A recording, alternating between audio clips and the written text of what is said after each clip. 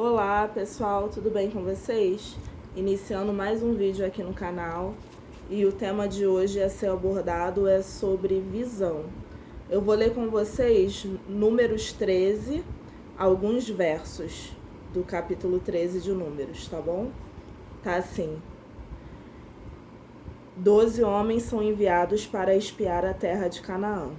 E falou o Senhor a Moisés, dizendo: Envia homens que espiem a terra de Canaã, que eu hei de dar aos filhos de Israel. De cada tribo de seus pais enviareis um homem, sendo cada qual maioral entre eles.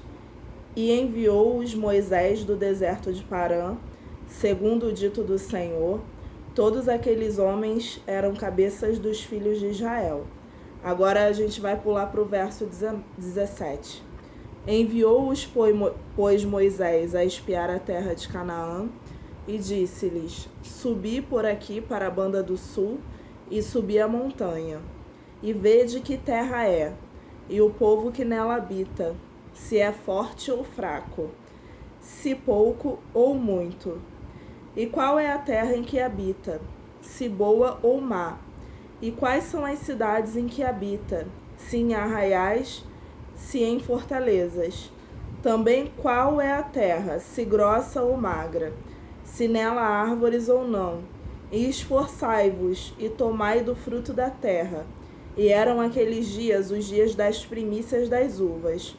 Assim subiram e espiaram a terra, desde o deserto de Zim até Reob, a entrada de Amate. E subiram para a banda do sul e vieram até Hebrom. E estavam ali Aimã, Sesai e Talmai, filhos de Anak. Depois vieram até o vale de Escol, e dali cortaram um ramo de vide com um cacho de uvas, o qual trouxeram 2 homens sobre uma verga, como também romães e figos. Chamaram aquele lugar o vale de Escol, por causa do cacho que dali cortaram os filhos de Israel. Depois voltaram de espiar a terra, ao fim de 40 dias, e caminharam, e vieram a Moisés e a Arão e a toda a congregação dos filhos de Israel, no deserto de Parã, a Cádiz, e tornando deram-lhes conta a eles, e a toda a congregação, e mostraram-lhes o fruto da terra, e contaram-lhe e disseram: Fomos à terra, a que nos enviaste, e verdadeiramente mana leite e mel, e este é o fruto. O povo, porém, que habita nessa terra é poderoso, e as cidades fortes e muito grandes, e também ali vimos os filhos de Anak. Os amalequitas habitam na terra do sul, e os heteus, e os jebuseus, e os amorreus habitam na montanha, e os cananeus habitam ao pé do mar e pela ribeira do Jordão. Então Caleb fez calar o povo perante Moisés e disse: Subamos animosamente e possuamo-la em herança, porque certamente prevaleceremos contra ela. Porém, os homens que com ele subiram disseram: Não poderemos subir contra aquele povo, porque é mais forte do que nós. Então, contextualizando vocês, mais um texto muito bem explicado, né? Eu li alguns versos e parei no 31. Aqui Moisés ele envia 12 espias, né? Para verificar uma terra, né? E desses 12 espias, 10 espias têm um relatório contrário. Então, o que eu quero falar com vocês a respeito desse texto é com relação à visão. E qual foi o grande problema deles? E qual é o nosso grande problema? Muitas das vezes o Senhor ele nos faz uma promessa, mas na nossa visão a gente não consegue enxergar aquela promessa. A gente não consegue se ver tomando posse daquela promessa. Muitas das vezes a trava nossa, ela tá aqui, ó. A limitação, ela tá só na nossa mente. Vejam bem, aqui eles foram enviados embaixo de uma promessa que já havia sido feita pelo Senhor Todo-Poderoso. O Deus, que ele é onisciente, ele já não sabia que naquela terra haveria gigantes? Ele já não sabia que naquela terra haveriam adversidades? Só que foi Deus quem prometeu dar aquela terra ao povo de Israel. E 10 desses espias, 10 dessas pessoas que foram lá, que pegaram os cachos enormes de uva e viram que realmente era uma terra que manava leite e mel, eles preferiram olhar mais para as adversidades, olhar mais para os pontos negativos, do que olhar para o Deus que pode todas as coisas, para o Deus que havia feito a promessa na vida deles. E muitas das vezes isso acontece conosco. Deus nos faz uma promessa, só que, como eu falei aqui em alguns vídeos atrás, Deus ele nos revela o propósito. Ele nos mostra a linha de chegada, porém ele não nos revela o processo, porque muitas das vezes, se Deus nos revelar o processo, a gente não vai querer passar, a gente não vai querer chegar naquela promessa. Tal dificultoso é o processo que nós vamos precisar passar. Só que Deus, ele sabe tudo que a gente vai passar nesse meio. E ele permite que nós tenhamos provas e adversidades para nos moldar para aquele propósito que ele tem para as nossas vidas. E muitas das vezes nós queremos desistir da promessa que Deus nos fez por causa dos gigantes que se levantam no meio do caminho, por causa das adversidades que se levantam, por causa dos inimigos que muitas das vezes nós achamos que os inimigos são mais fortes do que nós. Na verdade, eles são.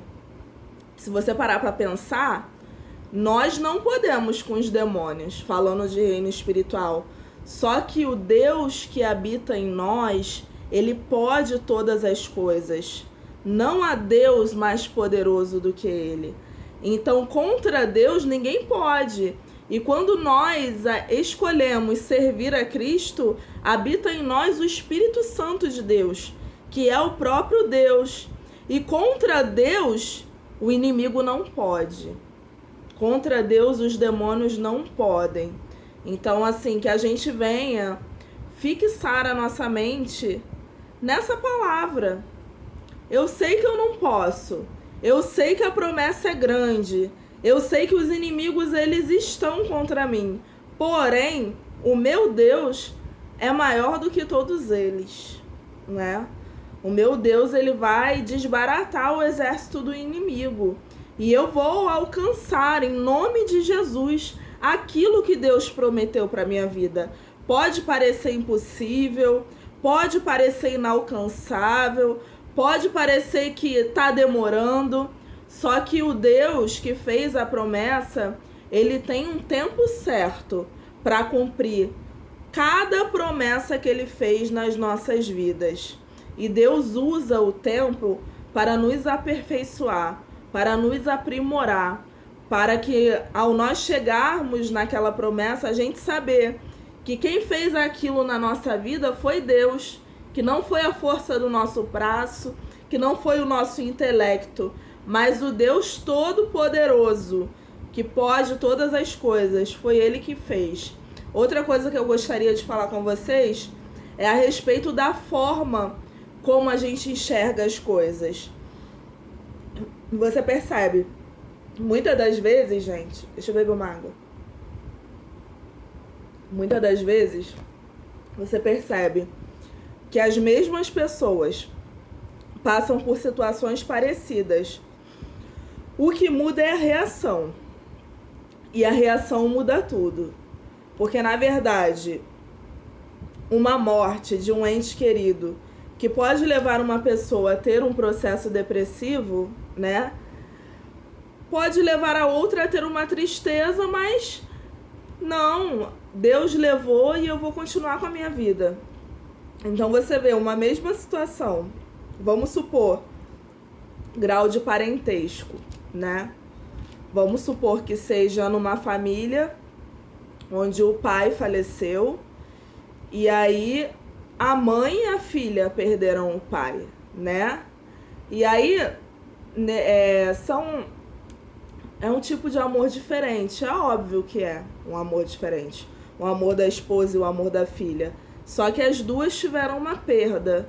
E vamos supor, deixa eu inverter as coisas, que a mãe compreenda que Deus levou porque está no tempo dele e ela precisa seguir com a vida dela e com a filha, e a filha pode vir a se revoltar contra Deus porque Deus, vamos supor que esse homem ele tenha morrido de um câncer. Deus poderia ter curá-lo, porém não fez, e aí a filha se revolta, né, contra Deus. Então, assim, numa mesma situação, a gente pode perceber que as pessoas podem reagir de forma diferente e o que muda tudo, na verdade, é a visão. Então, que neste dia a gente possa focar os nossos olhos, a nossa visão no Senhor, saber que Ele pode todas as coisas, que Ele é o Deus Todo-Poderoso, que se Ele fez uma promessa, que a gente tem uma visão positiva acerca das coisas, porque Ele vai cumprir.